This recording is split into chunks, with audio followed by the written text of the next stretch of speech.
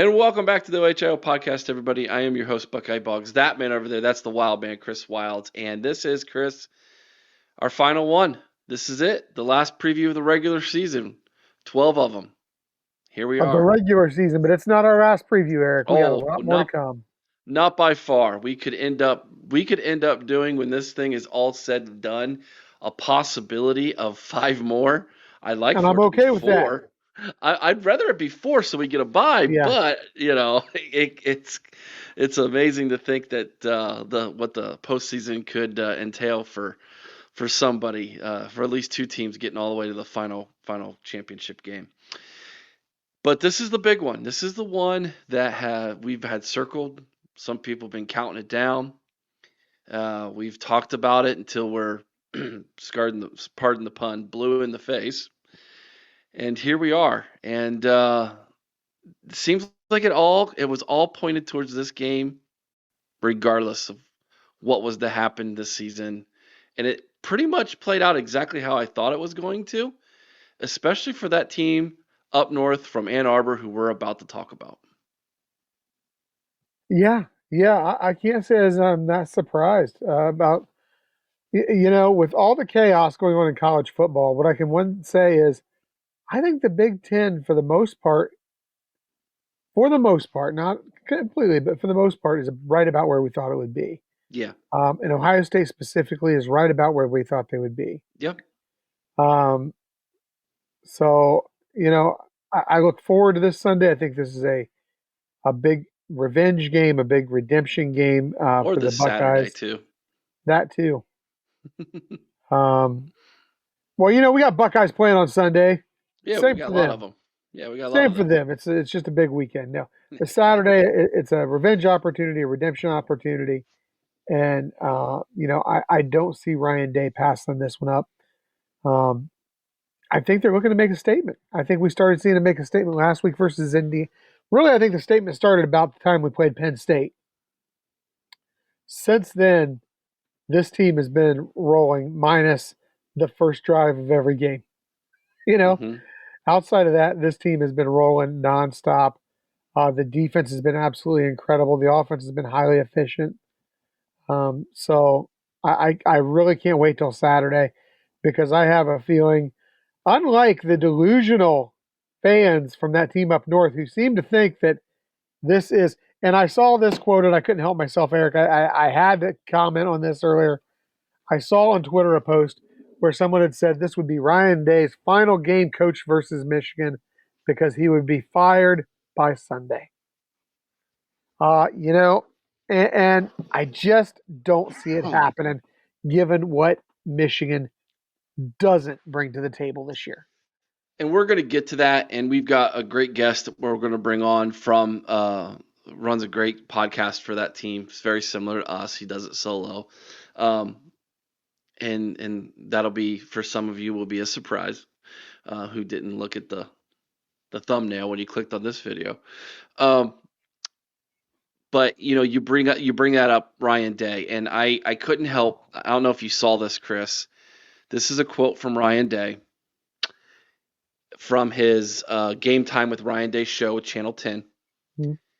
And it has made its way around the internet. We have felt what it is like to not win this game. It's bad. It's one of the worst things that has happened to me in my life, quite honestly. How bad, you ask? Other than losing my father and a few other things, quite honestly, for my family, it's been the worst thing that has happened. So we can never have that happen again. Ever. I think he gets it, Chris.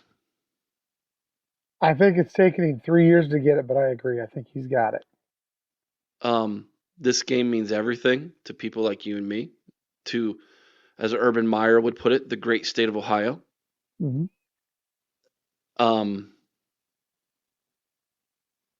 Everything is lined up for him.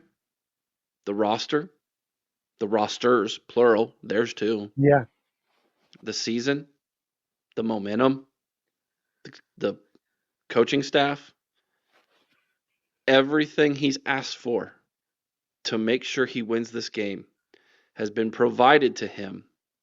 And come Saturday, I think the fans will also deliver what he asks for, a hostile environment with a football team that is ready for this moment. So, that being said, let's dive in, Chris. All right. Well, as it should come to no surprise to anyone, this game, once again, is a Big Nun kickoff. It is going to be on Fox, 12 p.m. Eastern Time. Uh, you know, I hear a lot of people complain, why isn't this game played later, Eric? Of all the 12 o'clock kickoffs we have, this is the one that I feel it's okay. Yep. There's a tradition here. Yep. I have no problem with this one being a 12 o'clock kickoff. Change any other game you want. Don't mess with this one. Um, so, yeah, 12 p.m. kickoff. I think we saw last week an invigorated crowd at Ohio Stadium for a change for a noon kickoff. And I think it's only going to get even louder, even crazier this week. It is hate week, Eric. That's right. That's right. We were recording this on Tuesday night, and the video that I put out for everybody was Hate Week has finally arrived. So it is indeed here.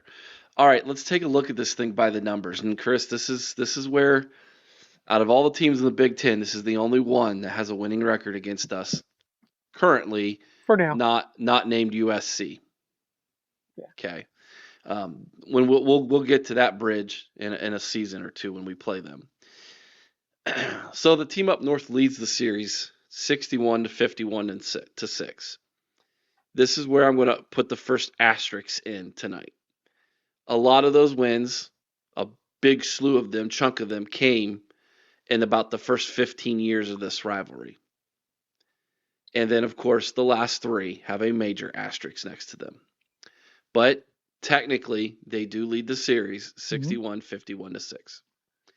Again, asterisk number 2, they have won the last 3 in a row. But we know Connor Stallions was a part of that.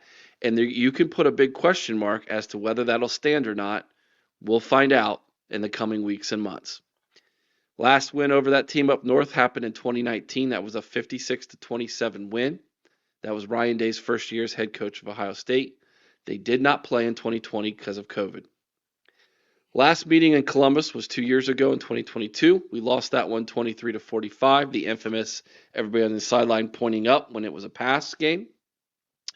Last year in Ann Arbor, it was much closer, 24-30, and that was with a roster that went on to win a asterisk national championship for the team up north, and a team in Ohio State that was not nearly as good as what we have this year, with a quarterback who I don't trust nearly as much as the one we have this year. Largest margin of victory, that occurred for us in 1935. That was a 30-0 win. We've come close to getting to that margin several times, but never to that 30 or more plus victory that was achieved in 1935. For them, an 86-0 shellacking happened in 1902. They still like to brag about that, even though no one was alive today to Kirk witness that Ferentz game. wasn't even alive then. What does that tell you? Exactly. Exactly. Ohio State's longest win streak over the Scum, 2012, which was Urban Meyer's first year, and it says current there. That is not correct. I am sorry. That would be to 2019, and it was 8 years. Are you sure it's not correct, Eric? Just saying. Ooh, a nice little mistake that could be one day accurate. You're right. Penn State's longest. Gosh, I made all kinds of mistakes with this one. Good thing I was looking at this one. The team up north's longest win streak over Ohio State. Good thing I haven't published this yet. Is 9 from 1901 to 1909. So that is their longest win streak. Again, nine in a row, and again back in the early 1900s is when that occurred, and it was not Penn State. Sorry, I will correct that before we publish on our socials. Ryan Day's longest record, Ryan Day's record, against the team up north is 1-3. Could be 2-0, possibly. We don't know. Coming up, never know. Sharon Moore's record against Ohio State is currently 1-0, but it might end up becoming 0-1. Uh, Again, a lot of asterisks on these by the numbers. Let's take a look at the last 10. And up until 2021, Ohio State owned this thing, man. You're looking at 7 in a row right there from 2013 to 2019. Before, again, COVID happened in 2020 when they did not play. And then 3 in a row ran off by the Maize and Blue. We will see, once again, if they will stand after the NCAA gets a hold of them. All right, Chris, let's take a look at this from the tail of the tape. Well, Eric, I'll tell you what, the tail of the tape is not good for that team up north. Maybe. This is anybody who's watched these teams play this season probably doesn't need to look at this a whole lot. You look at Ohio State offensively, coming in averaging 37.8 points per game. That is over 15 or nearly 15 points a game more than what the scum are averaging. Ohio State's averaging 177.5 on the ground, 261 through the air. And Eric, I want to point out specifically that air game by that team up north. They're only averaging 140 yards a game, which was highly inflated by a huge performance versus Northwestern last week. So this is not a good passing attack. Total yards per game, Ohio State's averaging nearly 140 yards more per game. You've got, third down efficiency where that team up north is actually not terrible at 42.5%. But I'll tell you what, they've only played really one, maybe two decent defenses this year. Oregon? I would include Texas. Oregon. I don't know just how good Texas' defense is.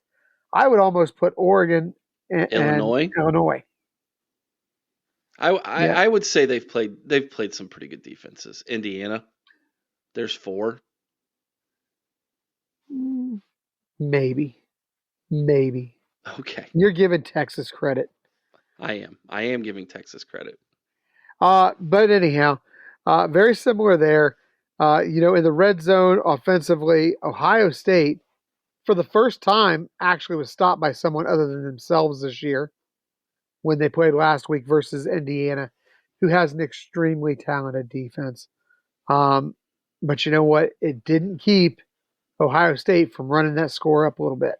Mm-hmm. So I look at this, Eric, and offensively, that team up north is just severely overpowered. The only way that the team up north can I think have a shot at winning this is if Ohio State shoots himself in the foot with turnovers and that team up north capitalizes and can manage to get at least 28 to 30 points on the board. I just don't see that being there. I really don't. Defensively, you're talking about an Ohio State team that surprisingly is miles ahead of what we consider to be a pretty good Michigan defense. That team up north averaging 21, giving up 21.5 points per game. Ohio State's only giving up 10.7. And I would argue that we have played some pretty good offenses. Only giving up 90 yards per game on the ground. That's roughly very similar where that team up north only gives up 94. 151 passing yards per game. That's huge. You look at the difference there. That team up north is averaging giving up over 220 passing yards per game. And then red zone defense, third down efficiency on defense. Ohio State's keeping opponents to 32%. That's pretty impressive. Whereas that team up north is allowing 42.7% conversion rate on third down. Now, the one spot they do have us is in the a percentage of times that teams score once they're in the red zone. Ohio State, giving up 14 scores in 25 attempts. That team up north has given up 22 scores in 40 attempts, which is going to be just under 50%. And really, if you look at the percentage, I don't have it broken down in my head right now, but it's not that far off. But I will say this, the fact that the opponents have been able to get into the red zone 40 times versus that team up north presents an issue when you look at how efficient Ohio State is in the red zone. So to me, if you're going strictly by the tail of the tape, my gosh, my friends, this could be ugly.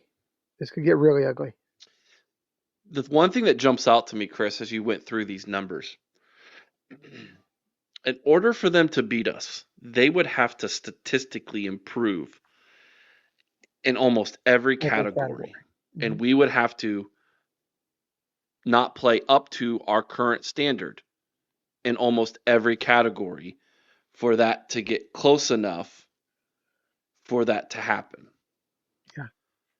It's hard for me to think that they will pucker so much come Saturday as a team and as a coaching staff to allow that to happen. No. And for all those team up north fans, and I get really tired of hearing it, Eric. I get tired of hearing we're back. You're not back. You're not back. You're going to be back. You're going to be back in the Stone Age here real quick.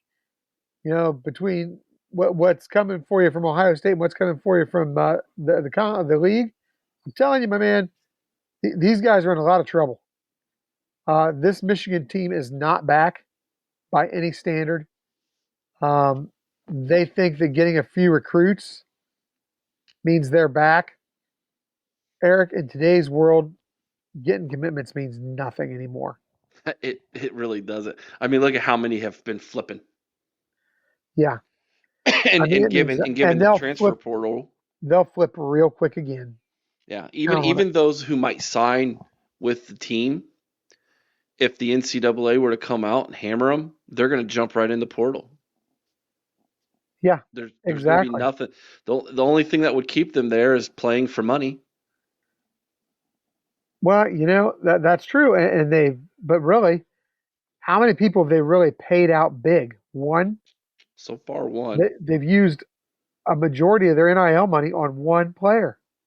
Mm-hmm. That's doesn't make good sense.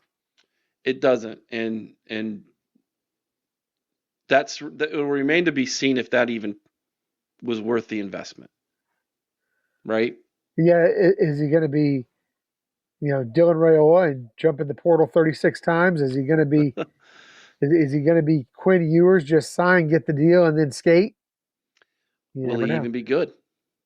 Will he even be good? Mm-hmm. Is he going to have an offensive line that's going to be able to keep him upright long enough to be good? Yeah. So a lot of that remains to be seen. Of course, we're talking about Underwood. So, yeah, considering this game, this Saturday. Yeah. Looking at the tail of the tape, I just when you heard that quote that I read to you from Ryan Day to start this show, Ohio State has so much riding on this game. They want it so much more, in my opinion. Mm-hmm. And given what we have seen this season, we'll have to see what Johnny says here. We'll see what Johnny says. We're going to go to him next. We're going to bring on Johnny and let him give us his thinking, what he's thinking, and his reasoning why. And then Chris and I will dissect this to finish off the show and give you our predictions. But hey, right now I'm feeling good. Chris is feeling good. It's hate week. We're going to calmly allow someone who does what we do for them to give us his points and try to explain this to us on how in the world Sharon Moore and the Wolverines can come into Columbus and pull off the upset. Hang tight, everybody. The OHIO podcast is brought to you by Mastermind. Mastermind specializes in 360-degree high-definition mobile video mapping, GIS integration, and traffic safety studies. Mastermind cares about traffic safety and keeping you safe on the roadway. Visit Mastermind at onlinemastermind.com. And welcome back to the OHIO podcast, everybody. And as you can see, we are now joined by the legend himself, Johnny Olden from the Johnny Olden Show. Now listen, Johnny, you are only the third person who roots for this team that I refuse to name tonight that has been on this show. The first one was a very good friend of mine named Sean Butler, who Chris and I have had all kinds of good times with, who I have lost 3 consecutive bets to, and I refuse to bet him anymore.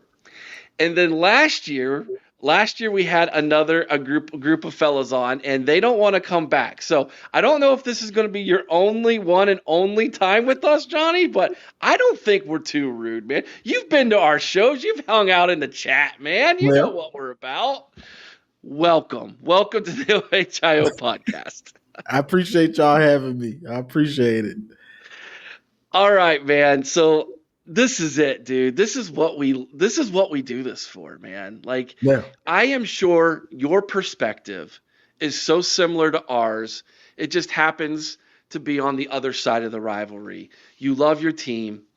You know, you're devoted, your fandom is devoted to your team, so much so you decided to make a podcast to talk about it.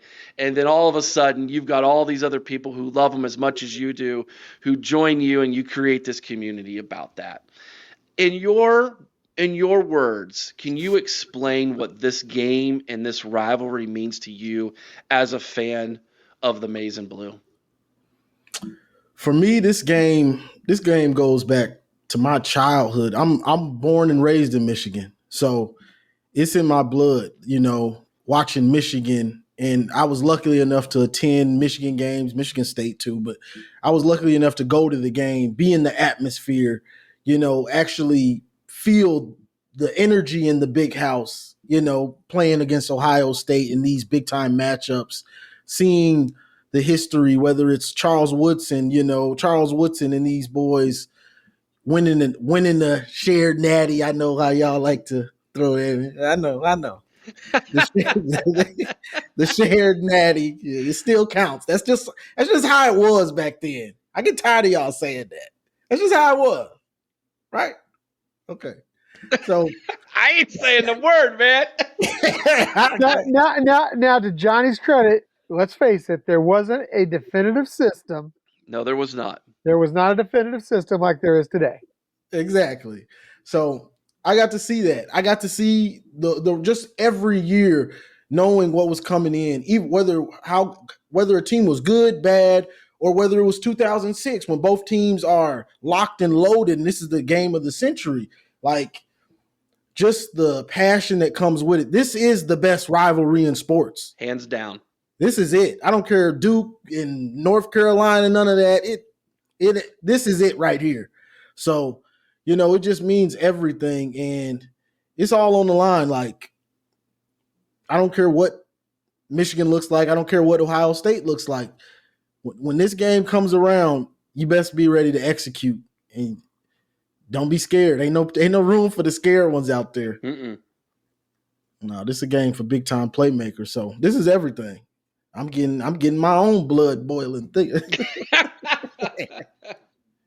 All right, so let's see if we can get your blood boiling just a little bit more, Johnny. Let's start out at the top, you know, because your fan base, much like ours, has been highly critical at times of their head coach, Sharon Moore. So, Sharon Moore, how do you feel he's doing, and do you think that how long do you think he's going to be there? Is this something where they're going to give him the time to build something, or do you think that there's just so much happening that he's possibly on the hot seat already? It was looking like he was on the hot seat, but the fact that he was already doing well in recruiting, and then he landed Bryce. Bryce is the highest ranked recruit Michigan's ever gotten. They never got the number one overall like that.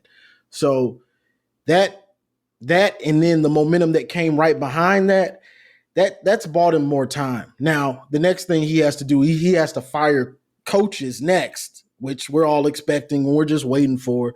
So that's the next thing to go. But Sharon Moore hasn't had a full off season. He got a late start because Michigan won the Natty. Yeah, we did. Sorry, guys, but Asterisks. but we won the Natty. So he was late getting into the portal. He was late retaining our own roster. Everything that coach has to do in the offseason, he got a late start at. So he's going to get at least probably 3 years, especially the way he's recruiting now. He's trending towards 2025 being top 10. Maybe it might get up to top 5. 2026 is top 10 already. It may go up a little bit more. So with him getting the recruits, to me, he just needs to. Now he's made some coaching mistakes himself, but he has to get the right assistant coaches around him, the same way Harbaugh did. Dealing with Don Brown and some of these other offensive coaches he had. So he's gonna get about 3 at least, I think now. Let's concentrate on this year. So and explain from your perspective what has happened this year, and then of course what took place a week ago, and why that might change, at least in some of your fans' minds, the perspective going into this game. Well, what happened a week ago, and the reason why we were all on his head, because all offseason they kind of lied to us, and because Michigan doesn't have open practices like OSU. Michigan, people can't go to practice. You have to hear what they tell you happened at practice. And so they just pretty much told Sam Webb everything was fine. We got good quarterbacks. And so people don't like Sam Webb, but that's not his fault. He's just, all he can go off is what they tell him. And they were saying, we got a quarterback. The quarterbacks are looking good. Orgy's looking good. Davis Warren, Jack Tuttle. Everybody's looking good. They're progressing. And then so the season starts and we see what we have. These guys are horrible, all of them. So that was part of the problem. And we were all looking like, okay. Plus, you had these guys, and all offseason, it looks like you didn't develop an offense around any of them. You just kind of, okay, whatever. We're just going to throw it together. Orgy, you run the same plays for Orgy. Orgy's not that good, but he shouldn't be running the same plays as a pocket passer, right? So a lot of this stuff didn't make sense. They don't know how to use Donovan Edwards.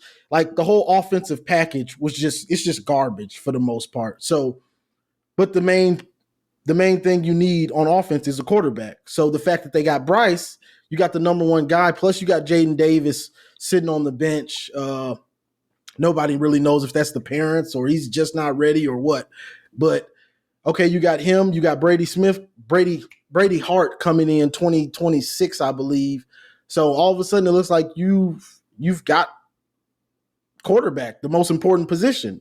So that's where the hope is coming in. As far as the game, what we're looking at this year, I'm not sure if they got enough to even scheme, because I'm not seeing them look like they know how to scheme a good offensive game plan. I see it for flashes, but then they'll go away from it the next game. They won't build on it like, okay, let's add some more. That looked good. Let's add more to it. Let's add more wrinkles to it. Is that how you would describe what happened last week against Northwestern? Was a flash then? Yeah, that was when I made my pregame video about the offense, and I said it was nice to see, but I can't say that I'm going to see that again, especially not going against Ohio State's defense. I can talk all the trash I want. Y'all got a good or great defense. So you doing it against Northwestern, which is the first time we've looked like a cohesive offensive unit all season. Can you do it against Ohio State?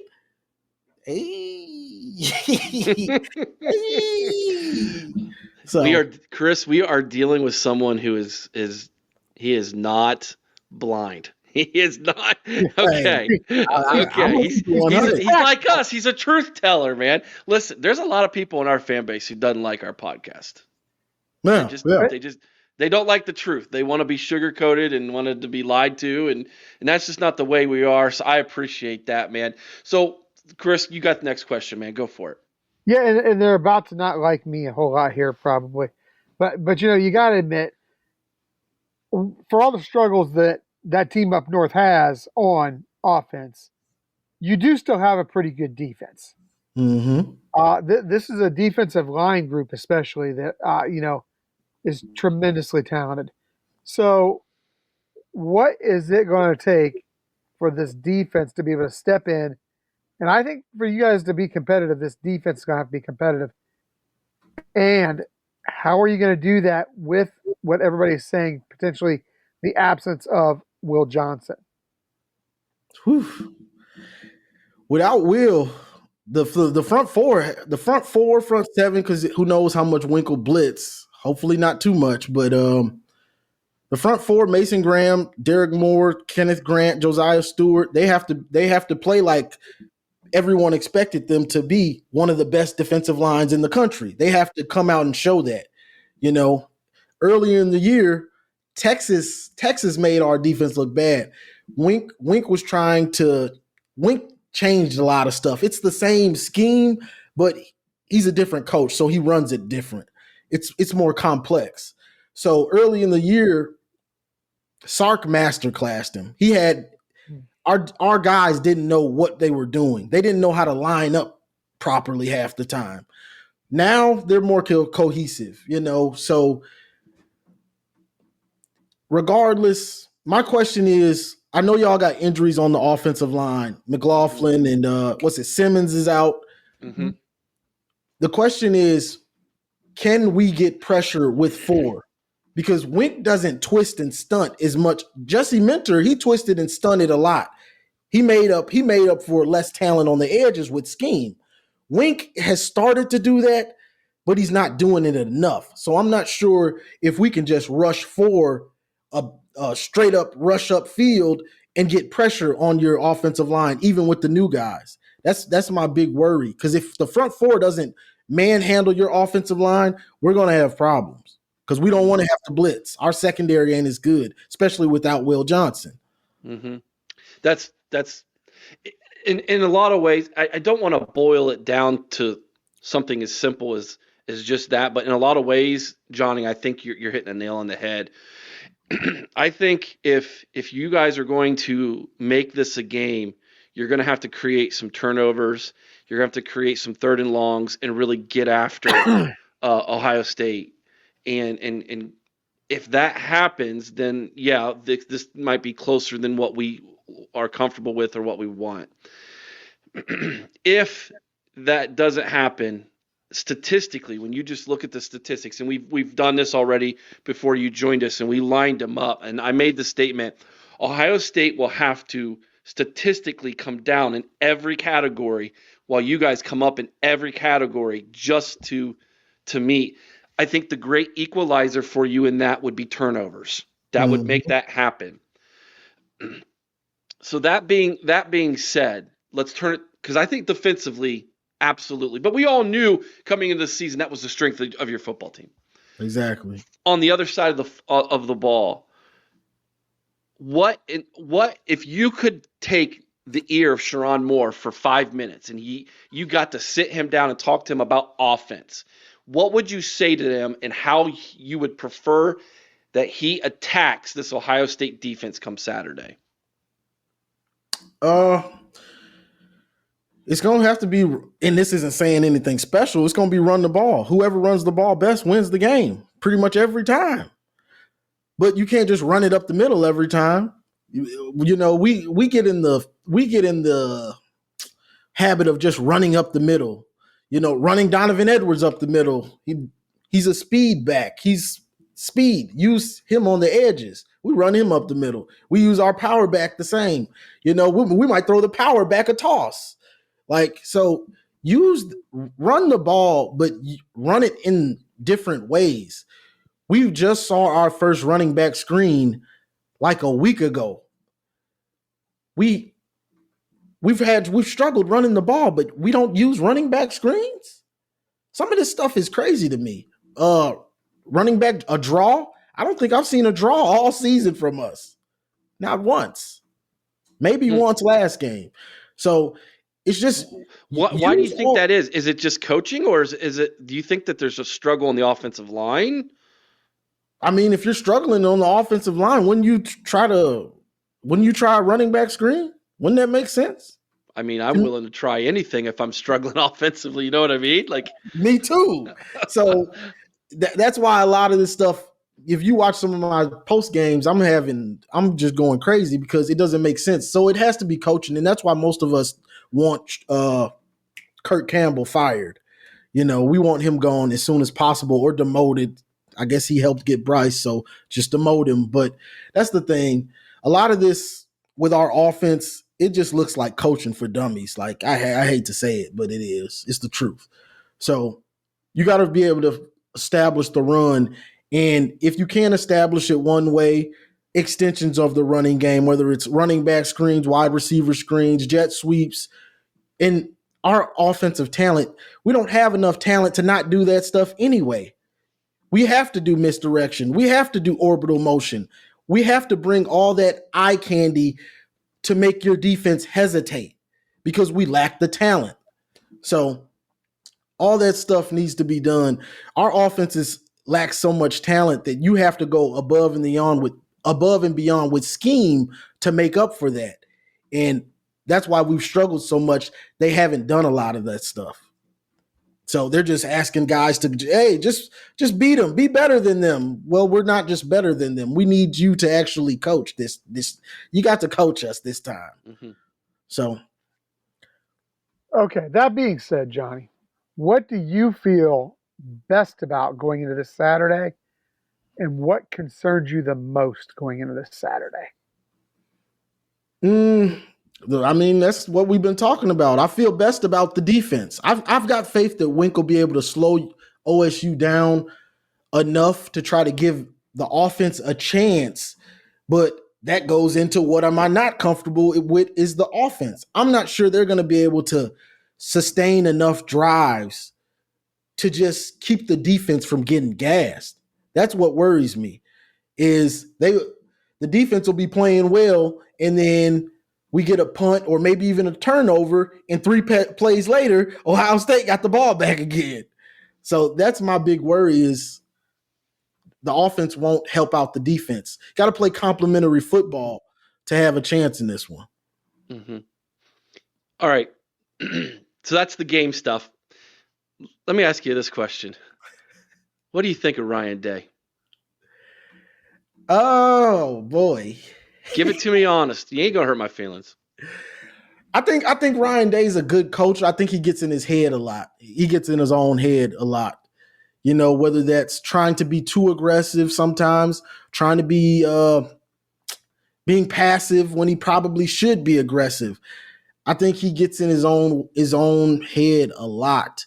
And then this is my game plan for y'all the last 3 years. You know, stop the run, force your quarterback to be great, and Ryan Day abandons the run. That plays in our hands. Once he gets to that point, he abandons it, you know. So he's a good coach. I'm not sure if he's a big game coach. I seen him choke that Georgia game away. I'll never forget. I mean, it's a happy moment for me, but man, y'all had him. Isn't it crazy? I wish the SEC understood how we hate watch one another. I will never understand how an Alabama fan will sit there and be like, when Georgia wins the national championship, SEC, and you guys are hoisting the trophy, and we're over here throwing up in the toilet because we're so mad at the sight of it. I mean, it's crazy to me to watch that. 2022, when I'm watching y'all play Georgia, I'm seeing y'all go up, lose the lead, go up, lose the lead, and then I think y'all were about to kick the field goal. I think I changed the channel or something, and then I said, let me change it back. You know, I love college football. I said, let me change it back. What? Woo! Woo! I said, thank God. Oh, thank God. So it's, hey, man. So why it's the greatest rivalry in sports, right there, I had to man. change the channel. Like, Hate watching one another. they Hate about to watching one win. another. They about to win. And change the channel. Okay, Johnny, it's 4:00 on Saturday. Your team has been defeated soundly by Ohio State. Oh God.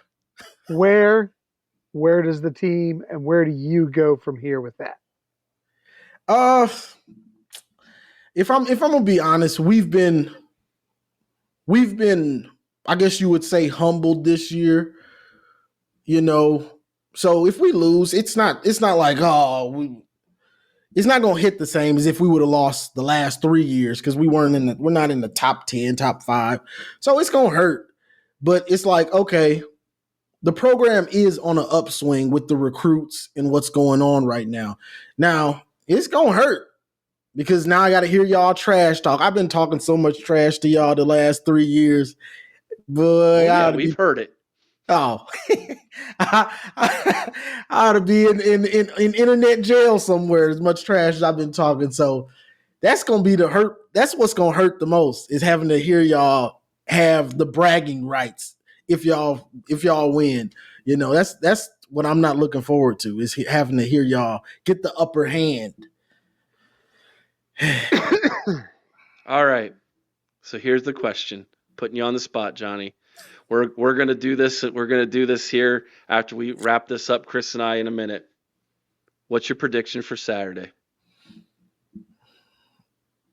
I gotta go with Michigan. Oh, he's calling for an upset. Michigan, Wink shows up, does a masterclass on defense, and somehow we manage to get. Let's be realistic. We get 23 points and hold Ohio State to 21. Ball game. Ball game. If that happens, Johnny, you probably won't see me on this podcast Sunday night. I will find you. Don't worry about it, Eric. Ohio State gonna have 21 in the first quarter. You would find me. And you know how bad our first quarter is. Y'all might. You would find me so depressed, dude. Like, it would not be good. All right, Johnny. Hey, man, listen, there might be some people who have stumbled on this who don't know your channel. If that's the case, few and far between, I know. Tell everybody where they can find you. There might be some Buckeye fans who said, you know what? This is the first guy of that team who I actually respect. Where can they find your channel at, brother?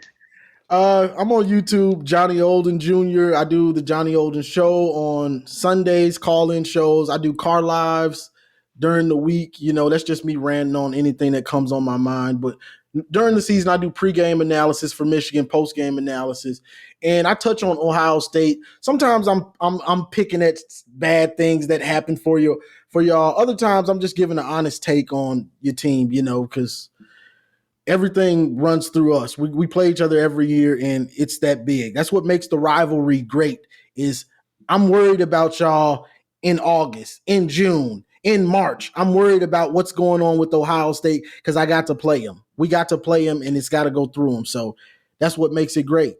Enjoy it. Now, before we end this, it's traditional that we always make a bet. No, Chris, I'm not doing it this year. I've learned my lesson. Last year, I had to have your logo behind me on a green screen the Sunday after. It was terrible. I am not doing cheeseburgers. I'm not betting nothing. Nothing. Now, see, the last 3 years, I haven't bet, and we won. 2021, I told my boy, I'm not betting. We've been betting. I keep losing. 2021, I didn't bet. I kept it going. So I'm not betting this year. Let's get the superstitious stuff going. Let's keep it going. How about this? I won't make a bet, but I will promise to bring you back on. All right? How's that sound? Yes, sir. Yes, sir. That sounds good. All right, everybody, go check out the Johnny Olden Show over on YouTube.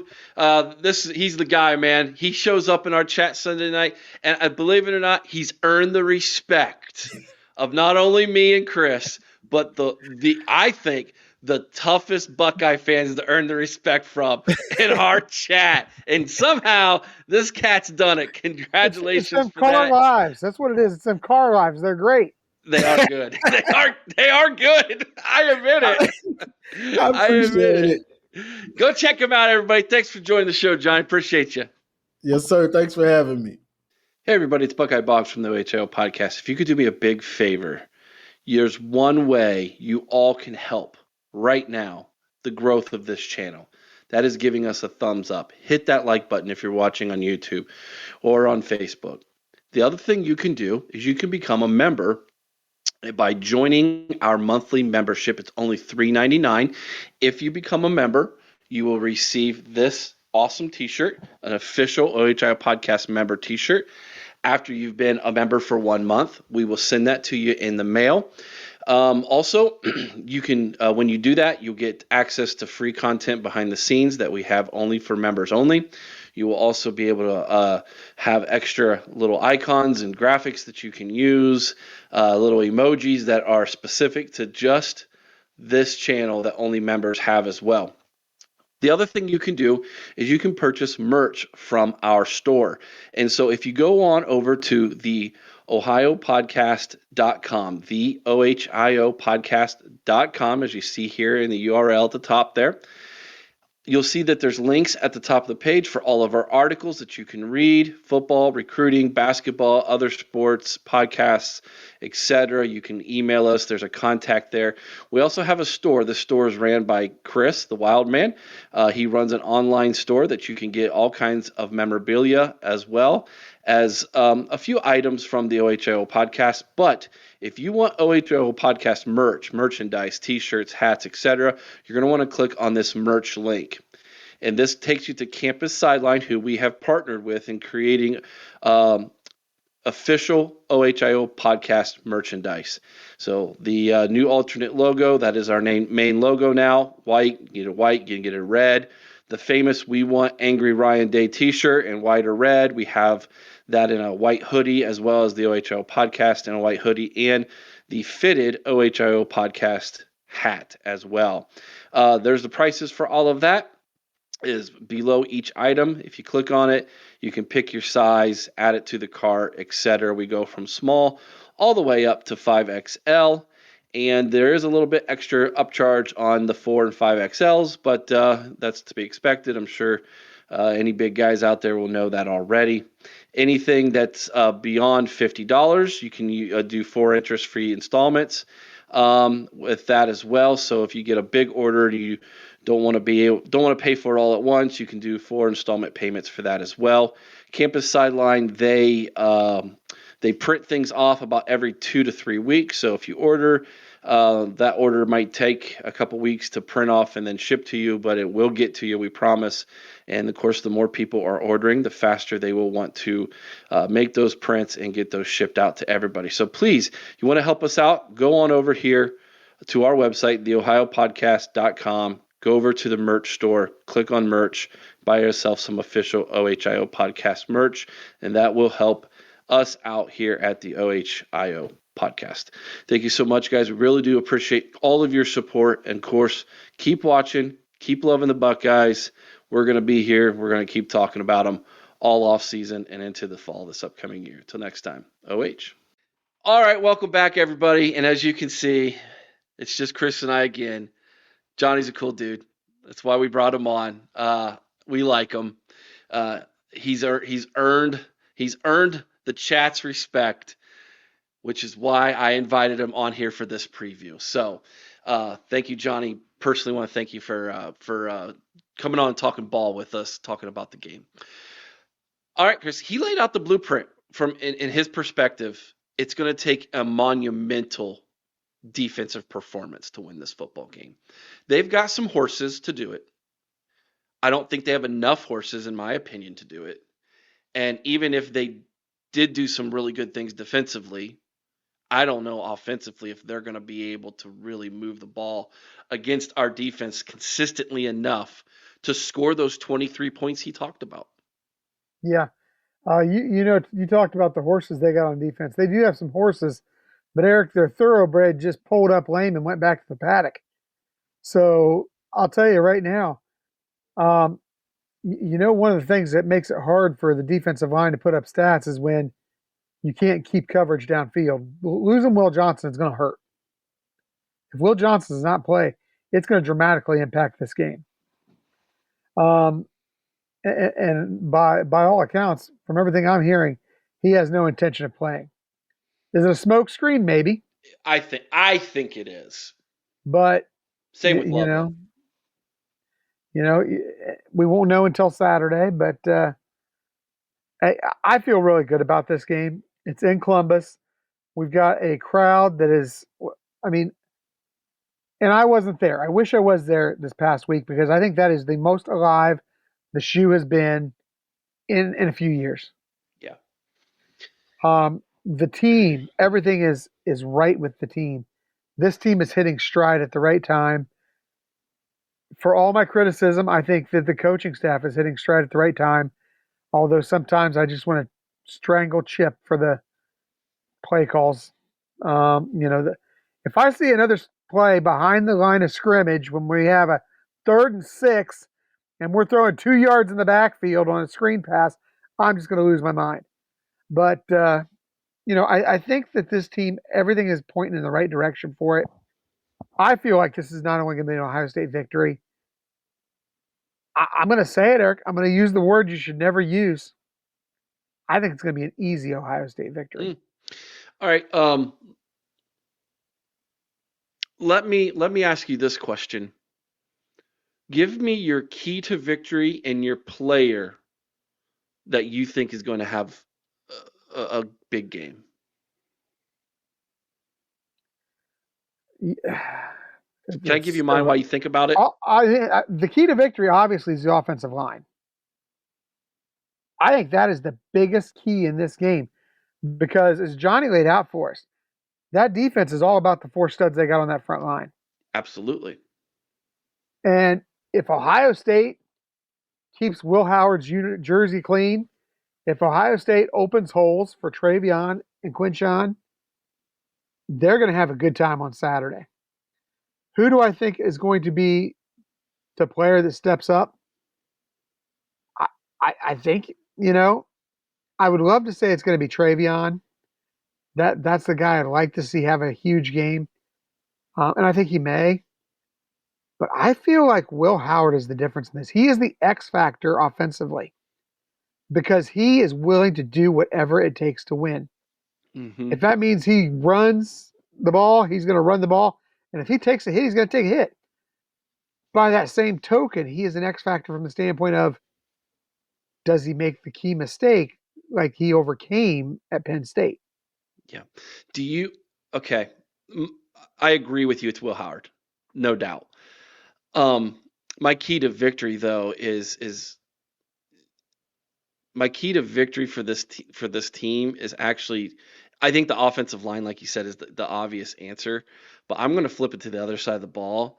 I think if the defense is just stifling and Michigan can't move the football, they can't run it, they can't pass it, they can't do anything. Well, until last week, they couldn't move the ball against an average defense. I understand that, but just hear me out. Like if they are the average, if they are the statistical team they've been up until last week, and they just cannot move the football, it doesn't matter what this defense does against us.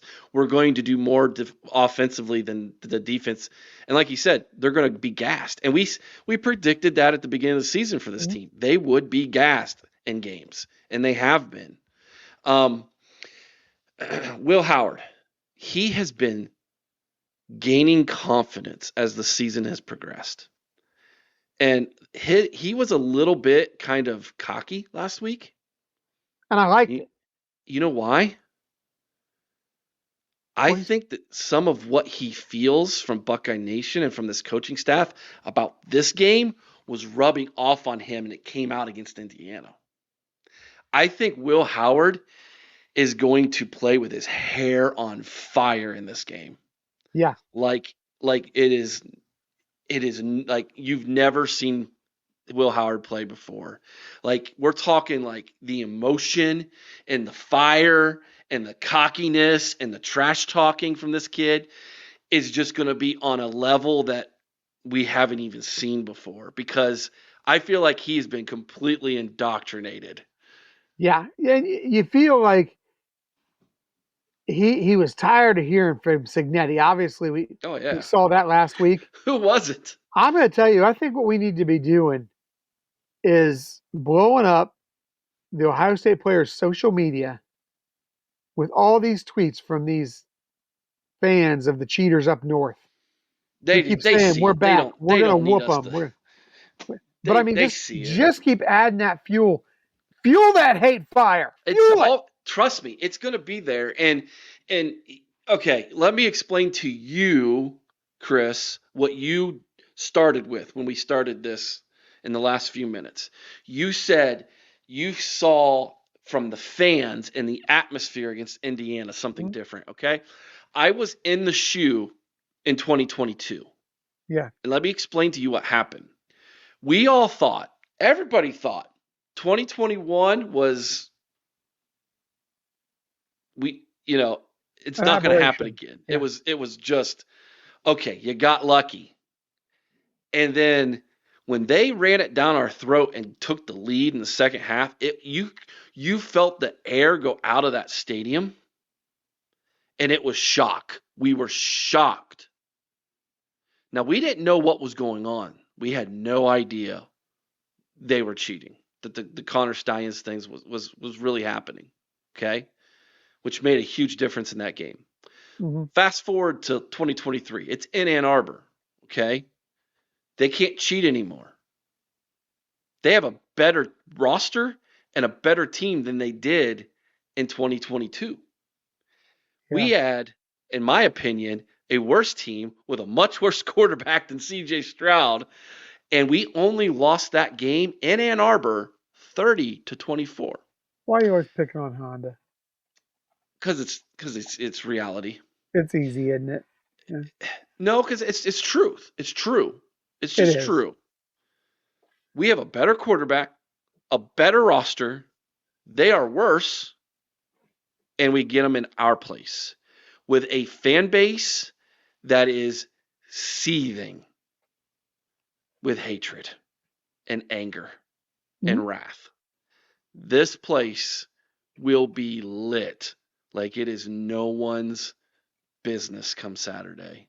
And if the team feeds off of that, like they did against Indiana, and it's going to be even louder,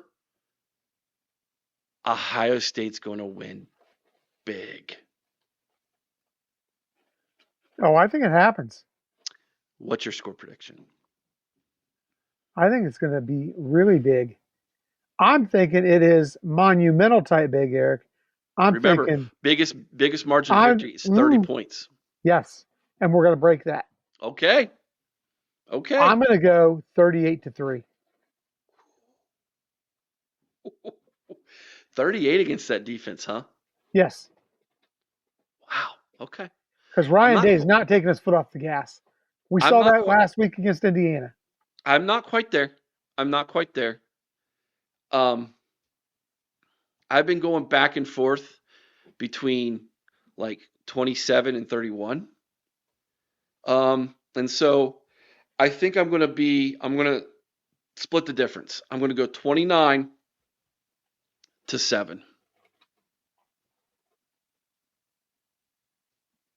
Now, the 29-7 is a 22-point win. Mm-hmm.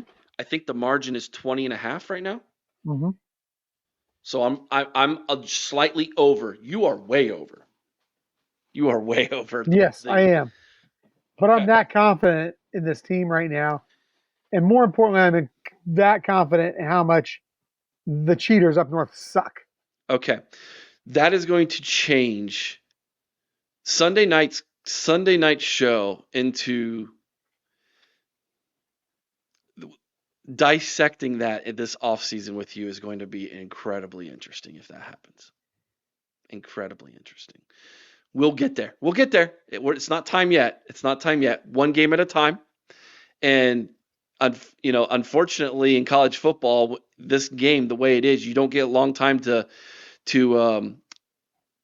celebrate it because you got to turn right around and you got to go play for a Big Ten championship game the next week against the team that beat you, the only team that's beat you, if you win. So, but I'm going to say it in closing. I'm going to say it now. My mind's not there at all, and the players and the coaches, their mind better not be there at all. You got to take care of what's in front of you now. It's the only thing that matters. Like I said Sunday night, like you said Monday night with Corey, nothing else matters.